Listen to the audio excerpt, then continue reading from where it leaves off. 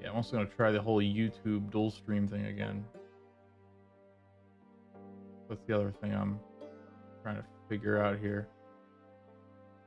This is complaining about bitrate. YouTube is not complaining about bitrate. So admittedly, I don't know why Twitch is complaining about bitrate.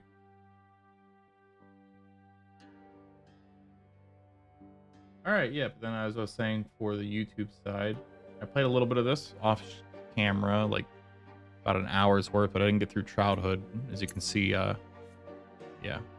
I'm close. And I'm gonna try to play it very similarly to how I played it last time, but maybe I'll forget.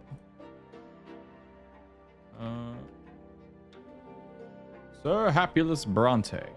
And then the thing I'm going to do here is, at least for the first life, I'm gonna hide all consequences. You don't know your consequences in life. This is obviously a game where you gotta kind of be a reincarnator, do the right thing over to get the ending that you want, or the suffering that you want, I guess, in this case. Hold the fate of a single man in your hands. You will follow his life from birth to death. Your choices, how to find Sir Brante. But yeah, I'll explain. The world of Sir Brante is a ruthless realm where people are divided into estates. It is hard to be a hero here. You ready to accept Sir Brante? Be ready to accept that Sir Brante cannot overcome every challenge in his path. Every hard choice will test this character and personal qualities. Often you will not be able to make the choices that you would like to. It may happen because you chose a different story road earlier, exhausted your willpower, or just aren't in the right place in society. Each victory will be a struggle, a path paved with bitter losses, gut-wrenching failures. Accept this tragedy. I'm kind of ad-libbing if you can't tell. I'm never good at reading things. That's something. But so yeah, we'll see. How much will we make him suffer? Is a pretty good thing. The story of my life remains written on these pages. Probably a lot. But my fate has always been my own. Every deed, every choice, every person I met made me what I am. Could I have taken a different path?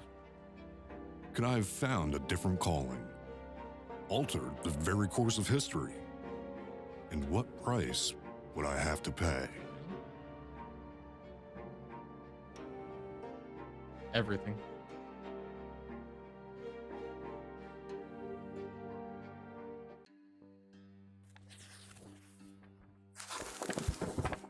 At the end of time, your fingers are stained with ink, your breathing grows ragged, your hands are shaking, yet the words begin appearing on the page before you one by one, clinging together a form, a chronicle of your own life. Who are you, and how did you reach this point?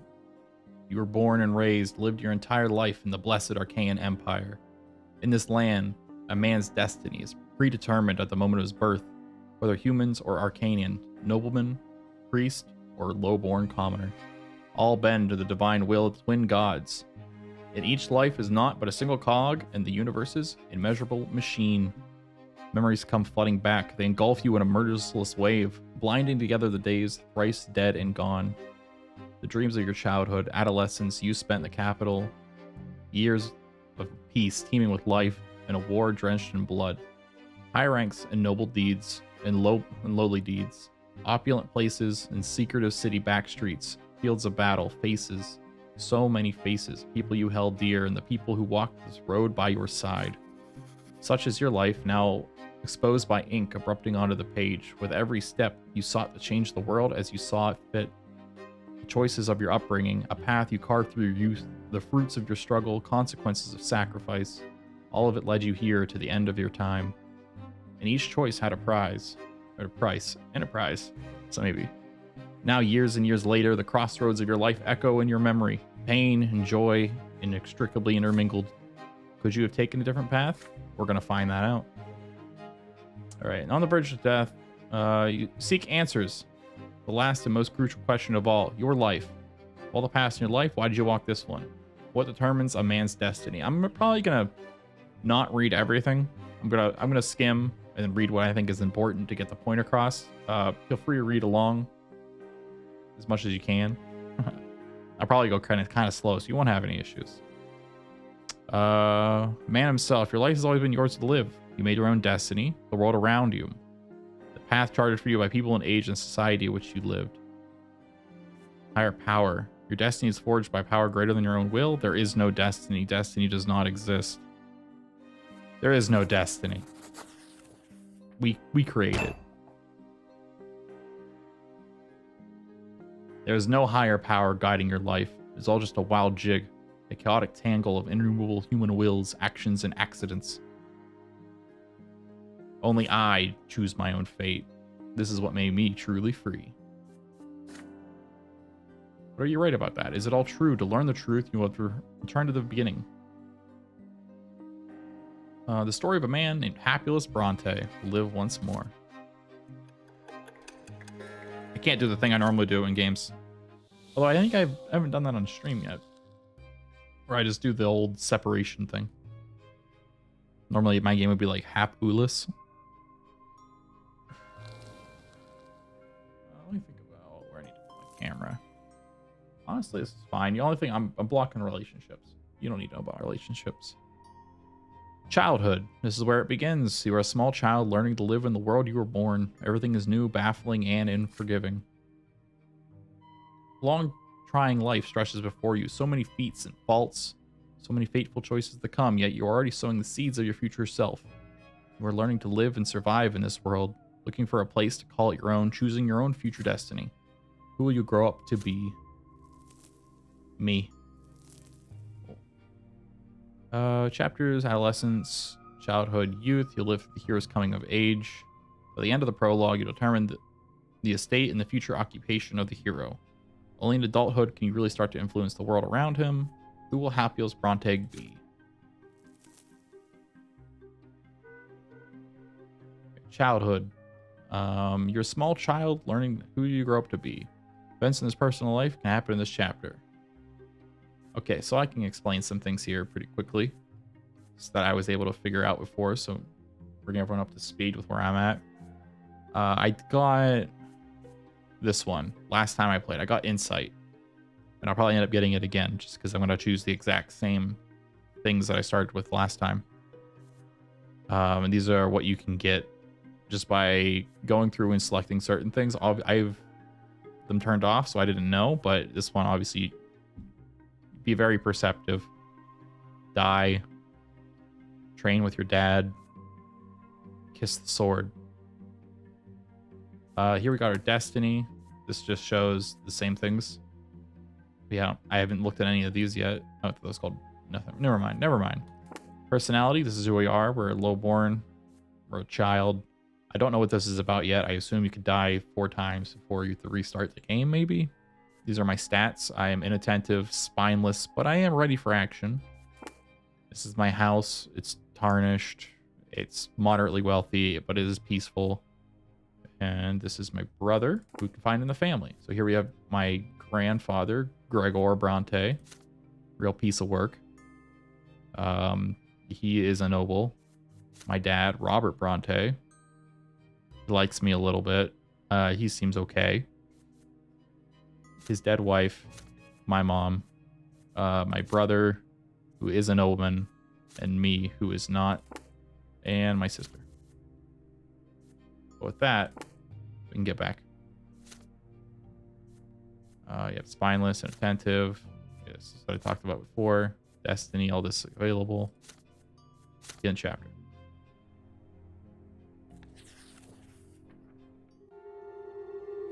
First, there was nothing. Just the void. And history began. Very loud baby noises. Branded by a bright white light, you are not alone. 2 colossal figures created you. Unbreakable link, they always watch over you. It hurts to breathe, let us out of pain. Your creators extend their hands towards you. There are 2 of them. If they lean closer, you can see how different they are. You can already struggle to feel the differences within you, struggling against each other. The first figure is soft and empathetic, wise and merciful. Love that emanates from it wraps you from head to toe like a blanket. Warmth never ending. Second is strong and powerful, commanding and noble. Harsh but fair, a beacon of guidance, a force of protection, and a merciless punishment for every misdeed. Yet there is a third figure. It is a shadow barely seen behind them, yet already pulsing with an unbreakable will to live. Whose very will that you are now growing even stronger than. If I remember correctly, last time I smiled at the shadow.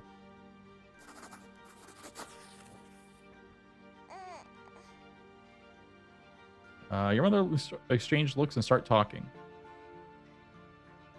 No words yet, so you hear a sequence of booming sounds. A stranger behind them has no need for words. The stranger's look has it all.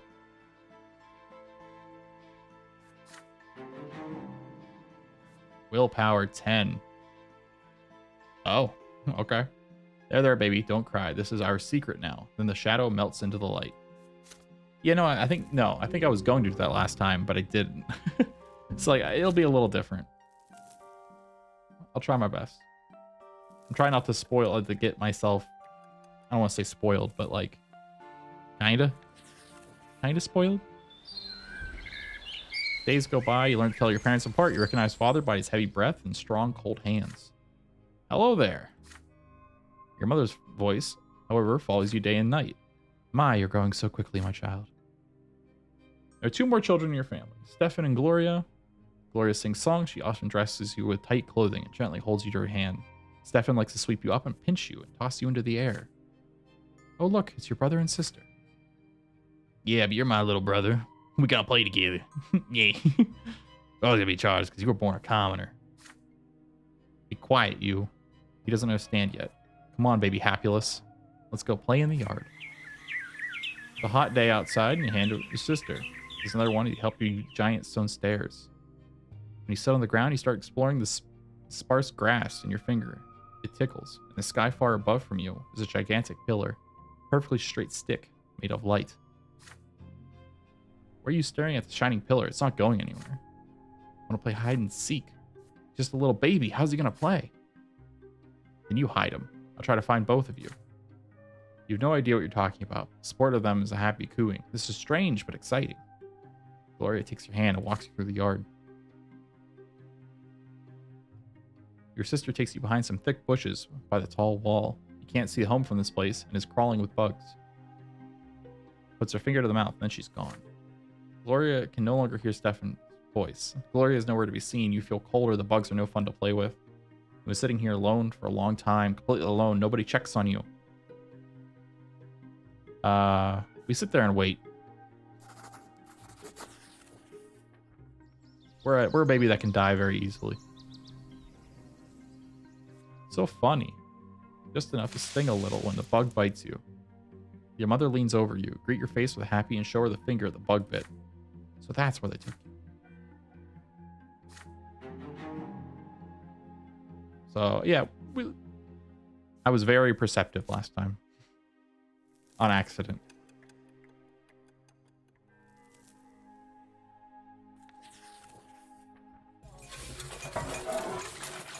Another memory. You want run around and talk on your own out of the ordinary. Father is busy. The kitchen is abuzz. Even your older brother Stephen is quiet today. Your mother takes your hand and brings you to your sister Gloria. Today is the great descent. We honor the day when the twin gods descended to us. You must spend this day in reverence to the gods. You are too young to understand, so just do everything your sister says for now. Gloria takes you to the playroom. There are no toys, no chairs, even no carpet. Nothing but a bare floor. Today we can do nothing. On this day of the great descent, everyone must do what they belong. It's so quiet, unusually so. Muffled voices from beyond the door are all you can hear. Then you hear your sister's voice, a lonely sound in the empty room. There's a little song that her mother taught you. Hold your breath as you listen to it.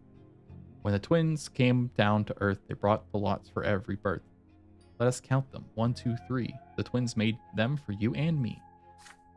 Nobles rule and bravely fight. They protect us with their might. Priests work hard to understand. Guide us by the twins' command. Common people work and toil, always patient, never spoiled. Live your lot where you were born to this day. When you pass on, know your lot and know every prayer, for the twins see everywhere. That, I don't know, maybe I didn't say it right at the end. Look, there are 3 lots, and they're brought to us by the twins when they descended us from the shining pearl. Remember that pearl, that pillar on the horizon? That's it. You follow the lot. If you don't, you'll get internal torment on the foot. You and I are lowborn. Mom is a commoner too. So the lot for you and me is to suffer. What a world. We get nothing but suffering. But I guess the twins talk and they teach everybody. Did you get it? She shakes her head and keeps singing the song. Her voice transfixes you, drawing you in. The room starts to glow like the sky. From then, the light emerges two figures that have only ever seen you since the moment of your birth. One of them embraces your shoulder sister. The other stands guard behind her back. You are unable to turn away. Know your lot and know your prayer. We're gonna try our best.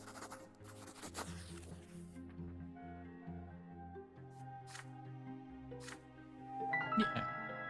Oh. And then the shadows are they're nice. They like me. Something happened? Not anymore.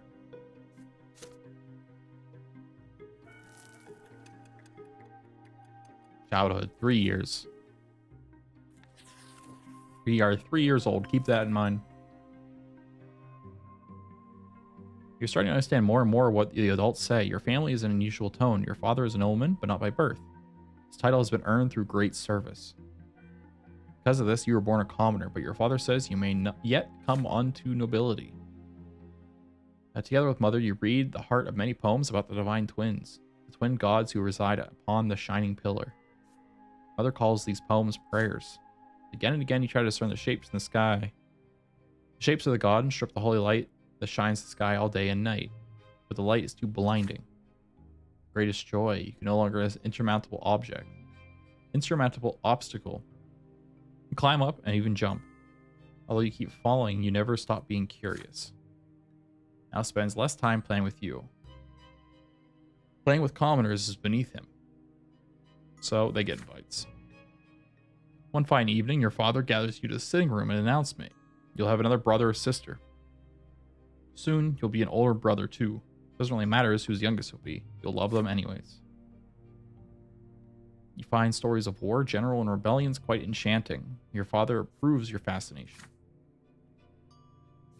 Study hard and grow up. One day, you'll become a noble of the mantle and earn your sword. But first, you need to grow up. Growing up is a concept as terrifying as it is alluring.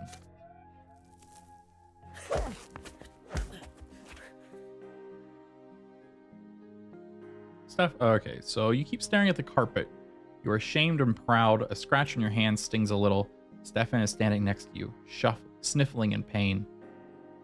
Your brother was training in the yard with a wooden sword. We wanted to play with him. He ended up getting angry and throwing the sword at you. It hit your shoulder. You picked him up and hit him with it. You see your mother's shoes walking to and fro on the carpet. You do not look up. She is not as gentle to you these days. Did you hurt Stefan, Hapulus? You stammer out an explanation. He hit you first. You hit him back. How dare you pester me like that? When I grow up, I'm going to hit you with a real sword. Mother shushes you both. Her voice is stern. I still feel concerned for you. Even if Stefan hits you, you cannot hit him back. You are my son, a commoner. Our lot is to suffer.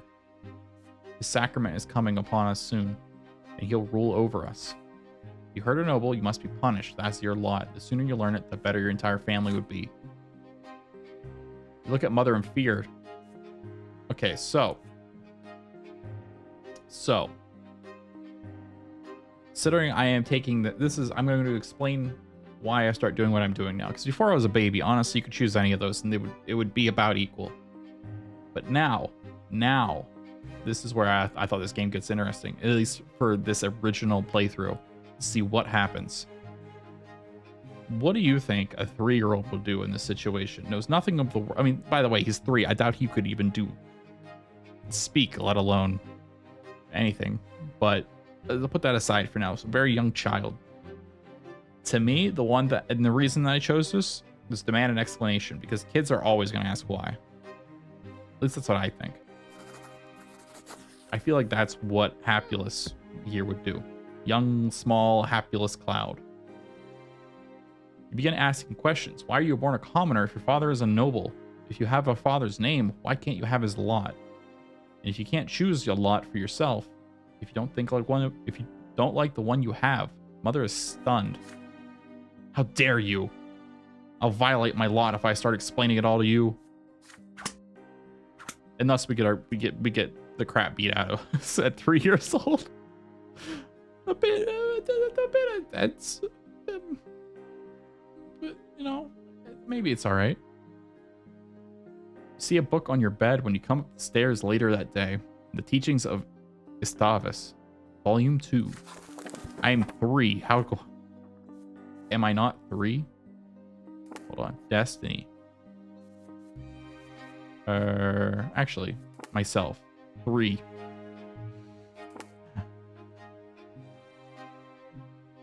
Every death of the body brings the soul closer to the judgment. When your bodies die a true death, the soul soareth to the shining pillar. Twin gods do judge every soul. Their judgment is stern and unforgiving. He who follows his lot in life from birth shall melt in bliss atop the peak of the shining pillar. The words confuse and elude you. You read this mysterious book again and again as you grow up.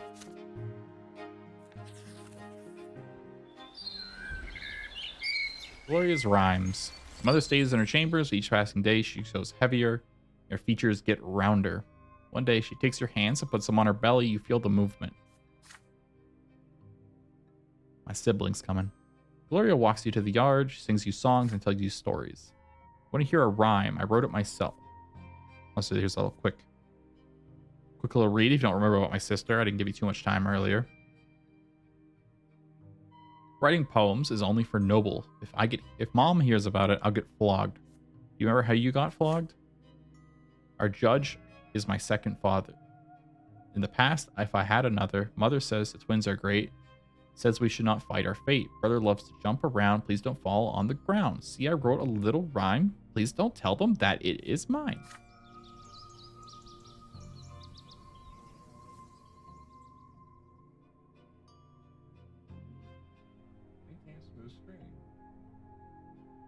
Really? Okay, let me give this. Can I modify this on the fly? I bumped this up a bit, but probably don't need it this much. If I do that, will this help? The stream is healthy, and then about 30 minutes in, I got an error. Please use keyframe frequency of 4 seconds or less. Currently, keyframes are not being sent often enough, which causes buffering. The current keyframe frequency is 5.6. It should be. Yeah, it shouldn't be.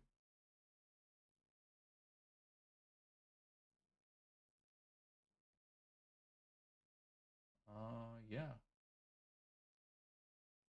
I'm not sure. I am not sure. This is part of the reason why I'm doing it here. I need to test these things out. So I think that was just a temporary thing. And then YouTube not receiving enough video to maintain smooth streaming. We'll see. We'll see. Find Gloria at the far corner of the garden. She is holding a quill and sheets of paper covered in her poetry. Mother becomes angry the moment she sees it. Her voice grows dark with rage. Gloria is standing before her, wringing her hands and looking for an opportunity to run, but there seems to be no escape. I told you to take care of your little brother. You're not allowed to do this. I can decide for myself, Mom. No, you cannot. It has already been decided by the gods. He's not my little brother anymore. He doesn't need a nanny. Oh. Getting that same error again and again here.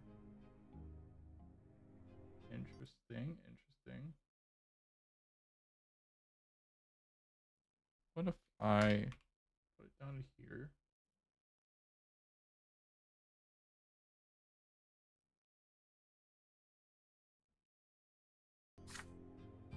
Will that help it? He's not my little brother anymore. He doesn't need a nanny. You're a commoner and a future wife. It's time you learn how to properly care for children. Had your disgraced former father kept me in his house, he could have been born a noble, but it is not our fate. You are absolutely forgiven from ever spoiling paper and wasting ink She takes her in the house and gets just the crap beat out of her. So I needed perception 2, or I can comfort her with a bunch of willpower. And here, the only thing I know is that this hurts. This is what my little child knows. That it hurts to get hit with whips. Or, well, this hurts to get hit, and that this was hers. So I think, and especially because I'm a perceptive child, I'm going to offer to write rhymes with her. Mother leaves. The last of your sister's poetry burns away. You two hide under the table and write something. Gloria shakes her head violently. Mother said no. There's no way she could ever fire. This will be your secret.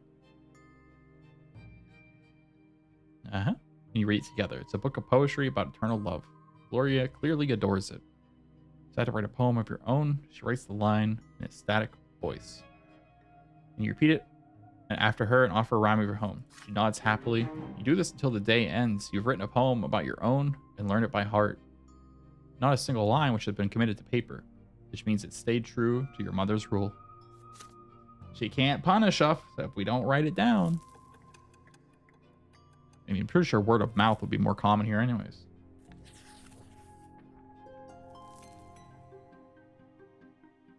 Checking on my thing over here. Mother's in an armchair knitting woolen jackets, pants, and socks. Oh, it seems to have recovered. Decide to ask Mother about Stefan and Gloria. How come they're brother and sister, not sisters to each other? Well, you see, I didn't give birth to Stefan. Come on, don't knit your brow like that. You'll understand when you're older. How is it even possible? You're all family, are you not? Several days later, Mother calls Stefan and Gloria to the sitting room. You sneak in after them. At first, Mother gets angry and asks you to leave, but then she relents. Told to sit still. When you enter the temple, bow to the twins. First to the elder on the right, then to the younger on the left. Stefan, you're a nobleman to be, so walk along the side paved with marble where the benches are. Gloria, you walk along the sharp side. When you're there, you must get down your knees, each on your own side. Stiffen, kiss the sword. Gloria, they will strike you with the lash. Do not be afraid of it. Resign yourself to the suffering. It is the blessing of your lot. Gloria doesn't like the idea, but you feel a tense feeling in your chest. You're told, remember, will the lash strike you too? It already has. The next day, you take your brother and sister to the temple. They do as they have been asked. Gloria's dress soaked with blood. She's hunched over, sobbing quietly. Stefan is putting on airs, prouder than ever. It is like all the same, yet nothing has changed, yet everything has changed. Each of them has accepted their lot. My brother now does not care for me. The household is falling apart. Your siblings and Stefan and Gloria took their first sacrament at the temple.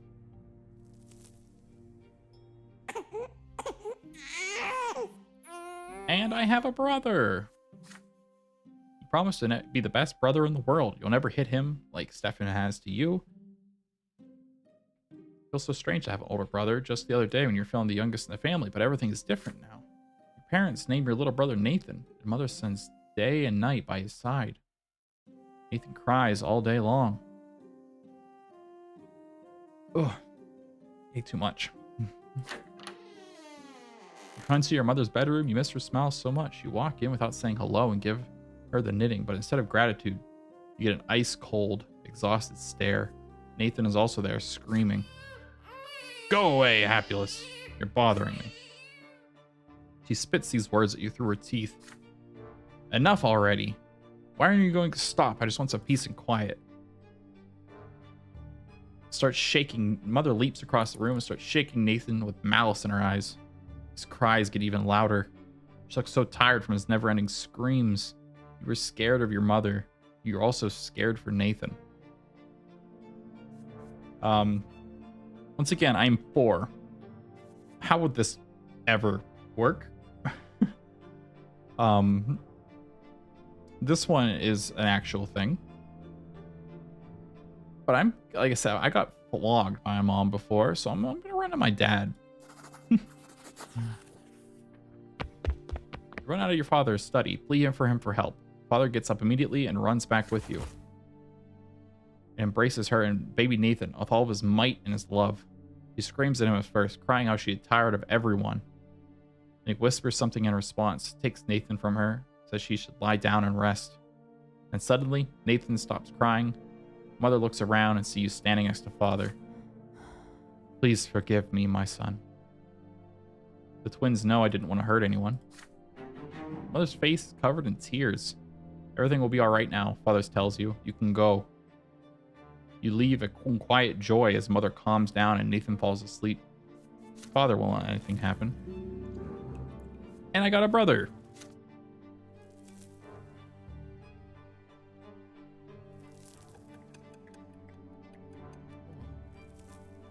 It's too hot. The ant farm. This event is a consequence of your actions. You have much perception. Nathan is born. You often go to the mother's room, sit at the foot of their bed after Nathan falls asleep. She reads you sacred books. Large covered box with a piece of cloth your mother brings you. It's rare to see her overjoyed. She sets it on the floor. Under the box is made of glass and has a wooden base. Inside you see a layer of earth shaped into carefully crafted passages.